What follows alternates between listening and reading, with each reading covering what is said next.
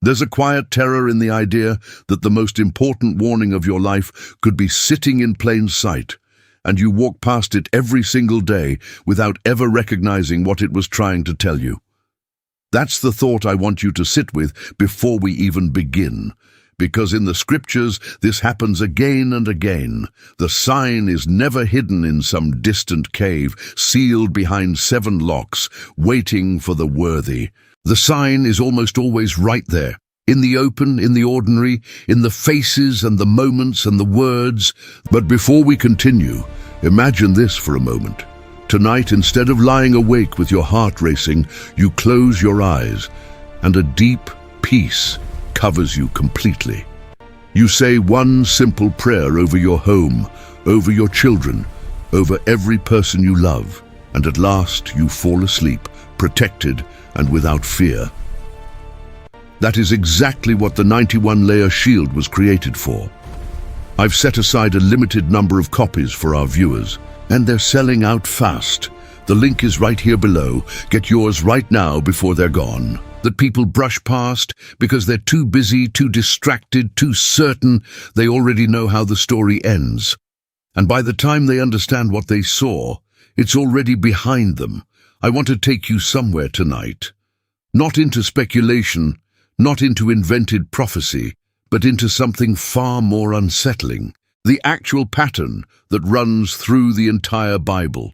A pattern about how God speaks and how human beings, even good ones, even devout ones, even the ones who were waiting their whole lives for the very thing standing in front of them, somehow miss it.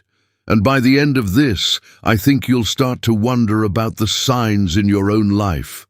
The ones you've been walking past, the ones that have been trying to reach you. Let's start with a city that should have known better, Jerusalem, the center of worship, the place where if anyone on earth understood the prophecies, it should have been the priests, the scribes, the scholars who had memorized the words of Isaiah and Micah and Daniel.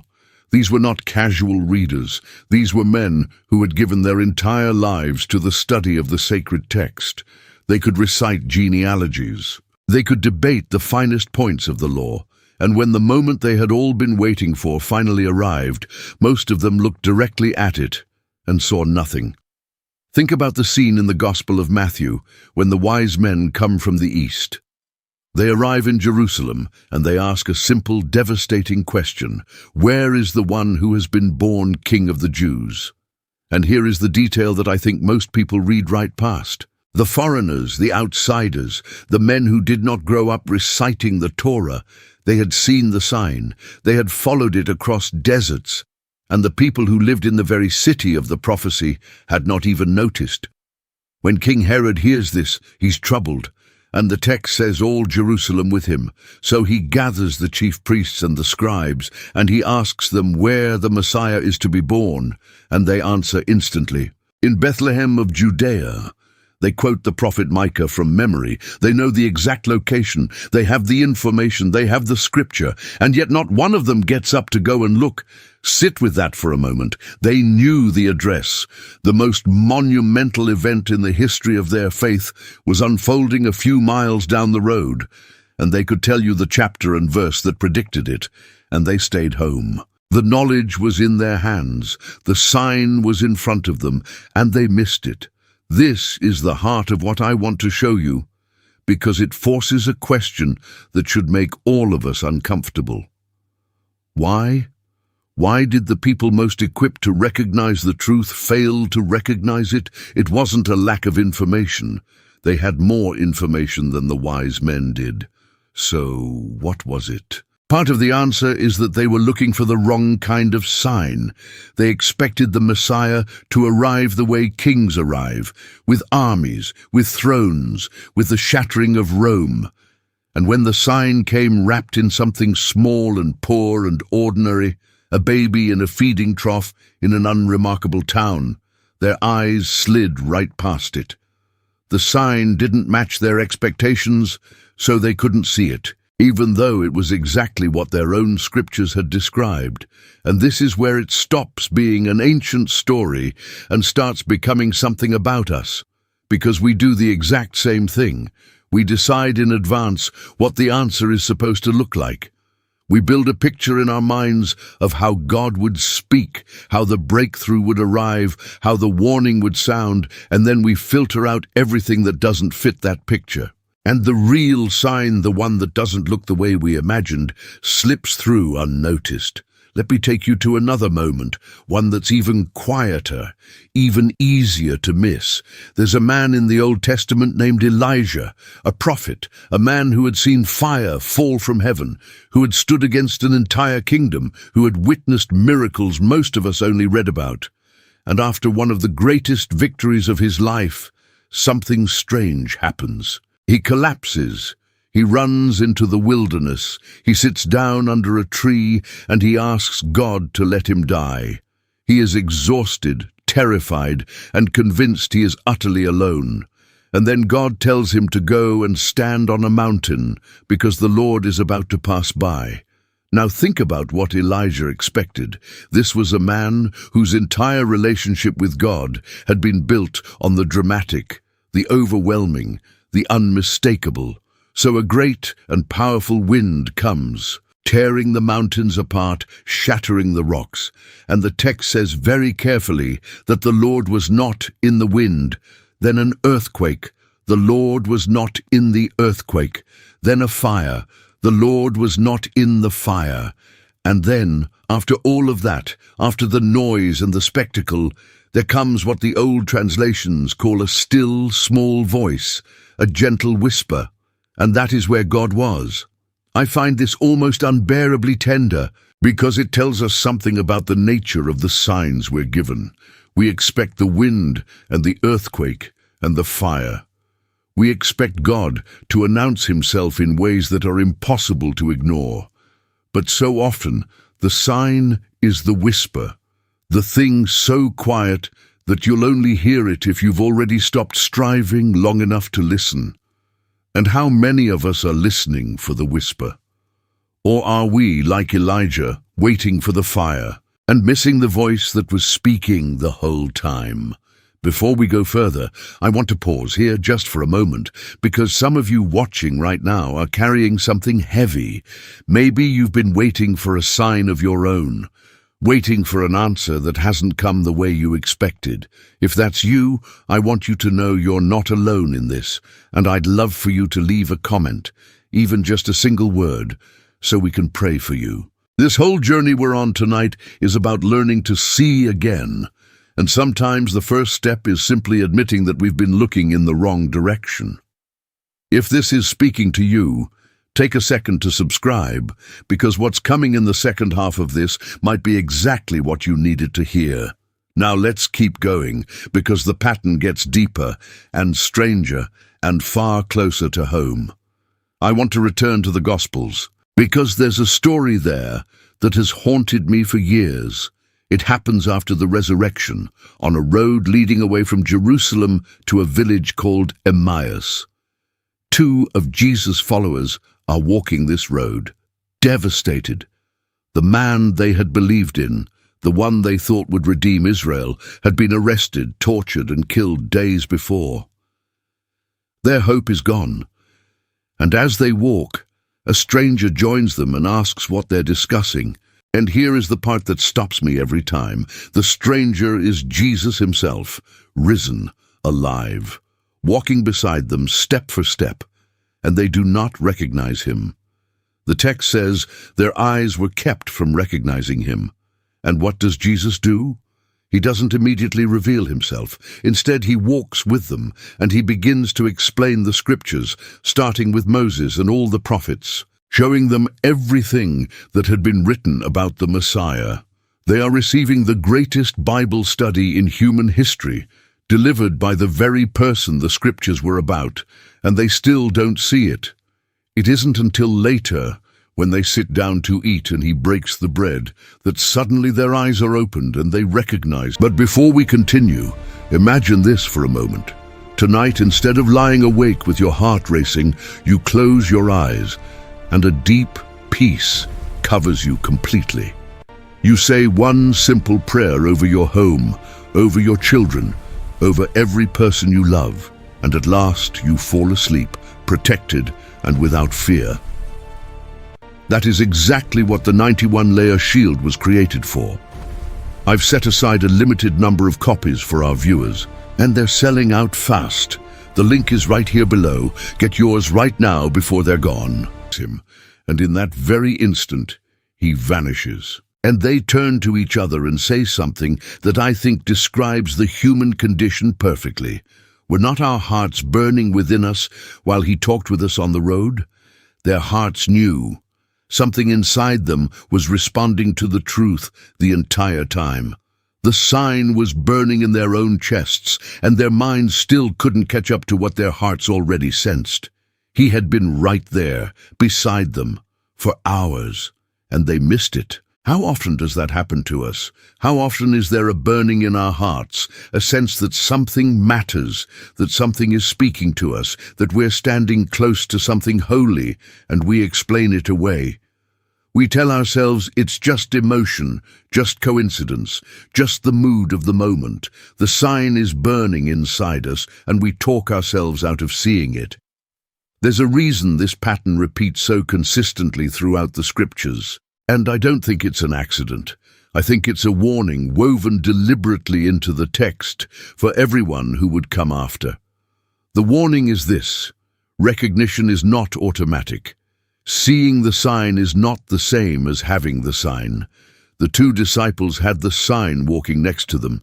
The priests had the prophecy memorized. Elijah had God passing by. And still, in each case, there was a gap between what was present and what was perceived. So the real question isn't whether God is sending signs. The pattern of Scripture suggests he is, constantly, persistently, patiently. The real question is whether we have the kind of eyes that can see them and the kind of heart that's willing to. Let me show you what I mean by willingness, because this is where it gets sharp. Consider the religious leaders who confronted Jesus throughout his ministry. Again and again, they demanded a sign. "Show us a sign," they said. "Prove who you are." And the strange thing is, signs were happening all around them. The blind were seeing, the lame were walking, the dead were being raised. They were standing in the middle of a storm of signs, demanding a sign. And Jesus says something cutting. He tells them they know how to read the sky, how to look at the clouds and predict the weather, but they cannot interpret the signs of the times. They had mastered the small reading and gone blind to the enormous one. I think this is the most dangerous form of missing the sign, and it's the one I most want you to guard against. It's not the blindness of ignorance. It's the blindness of a mind that has already decided. These men didn't miss the signs because they couldn't see them. They missed them because seeing them would have cost them something. It would have meant changing. It would have meant admitting they were wrong. It would have meant surrendering control, position, certainty. And so they looked at the miracle and called it something else. They looked at the truth and labeled it a threat. This is the part of the pattern that should make every one of us pause, because it means that sometimes we don't miss the sign by accident. Sometimes we miss it on purpose, in a way so subtle we don't even admit it to ourselves.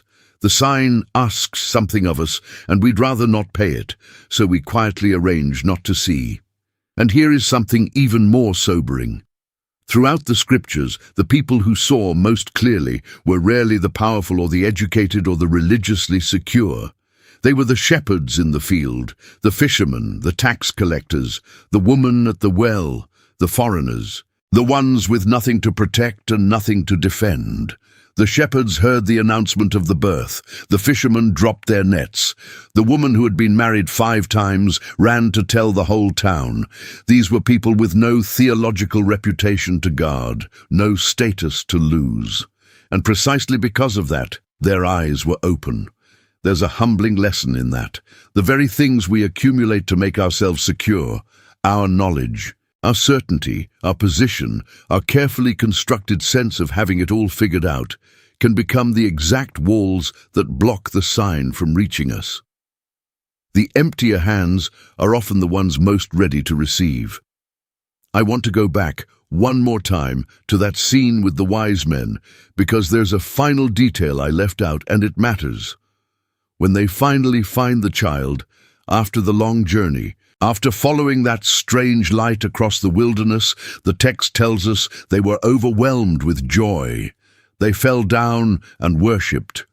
And then they offered their treasures, gold, frankincense, and myrrh. These were not random gifts. For centuries, people have understood them to carry meaning. Gold, the gift fit for a king. Frankincense, the incense used in worship pointing to divinity. And myrrh, a spice used to anoint the dead, foreshadowing the suffering and death that lay ahead. Now think about this. The men who recognized the sign didn't just see a baby. Somehow, in that moment, they perceived the whole story. King, God, sacrifice, the beginning and the end, all present in that single fragile life. They saw what the experts a few miles away with all their scrolls and all their learning could not see, because they had been willing to travel. They had been willing to look. They had been willing to let the sign lead them somewhere uncomfortable and far from home. And that, I think, is the difference. It's not intelligence. It's not access. It's not even faith in the abstract. It's willingness.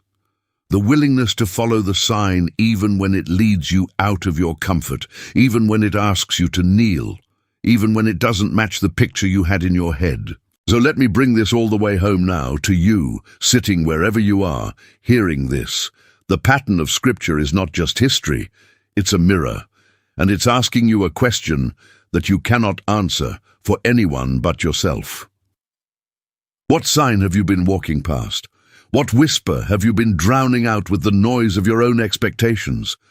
What burning in your chest have you been explaining away? Maybe it's a person who keeps appearing in your life at exactly the moments you needed someone. Maybe it's a verse that keeps surfacing, that you keep stumbling across, almost like it's following you. Maybe it's a restlessness, a sense that the way you've been living isn't the way you were meant to live. A quiet discomfort that you keep silencing because facing it would cost you something. Maybe it's a relationship you keep avoiding mending. Maybe it's a calling you keep telling yourself you'll answer later, when it's more convenient, when you're more ready, when the timing is better. The priests had the prophecy and stayed home. The disciples had him beside them and didn't look. The religious leaders had the miracles and demanded a sign. And we have all of their stories written down, preserved across thousands of years, warning us, pleading with us, do not do what they did. Do not stand in the presence of the answer and call it nothing. I don't believe these patterns were preserved by accident. I believe they were left for us as a kind of map, not to predict dates or decode mysteries, but to teach us how to see. To soften the part of us that has already decided, to open the part of us that's gone blind, to make us the kind of people who, when the sign comes, and it will come, in a whisper, in a stranger, in a burning we can't explain, will actually have the eyes to recognize it. Because the tragedy of every story we've walked through tonight is not that the sign was hidden.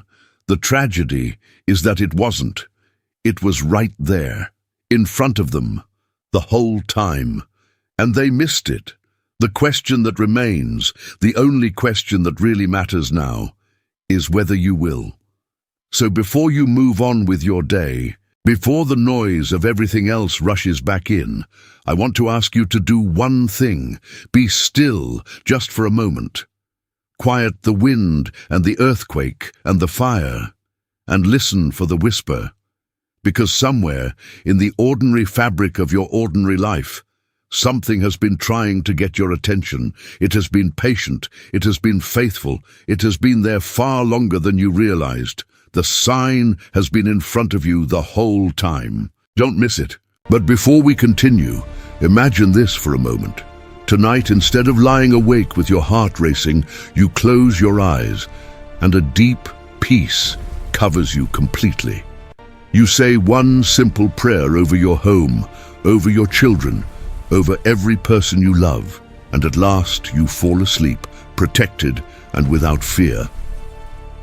That is exactly what the 91-layer shield was created for.